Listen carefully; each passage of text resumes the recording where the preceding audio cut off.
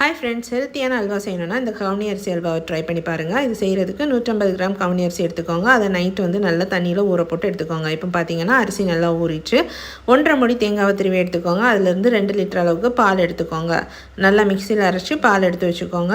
அது கூடவே 400 கிராம் சர்க்கரை எடுத்துக்கோங்க. சர்க்கரை பாகுபதம் எதுவுமே வேண்டாம். தண்ணி ஊற்றி நல்லா கரைச்சி எடுத்து வச்சுக்கோங்க. அதில் இருக்க அழுக்கெல்லாம் ஃபில்டர் பண்ணி எடுத்துக்கோங்க. இப்போ நம்ம கவுனி அரிசி கூட தேங்காய் பால் ஊற்றி மிக்சியில் நல்லா அரைச்சி எடுத்துக்கோங்க.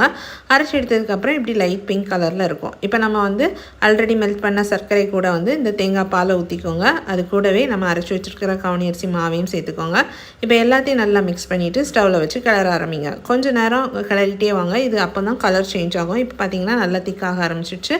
கொஞ்சம் நல்லா டார்க் கலர் வரவும் இதில் நம்ம 2 டேபிள் ஸ்பூன் அளவுக்கு ஏலக்காய் தூள் சேர்த்துக்கலாம். இப்படி நல்லா எண்ணெய் பிரிஞ்சு வர டைம் நட்ஸ் சேர்த்து இறக்கிடுங்க. சூப்பரான கவுனி அரிசி அல்வா ரெடி.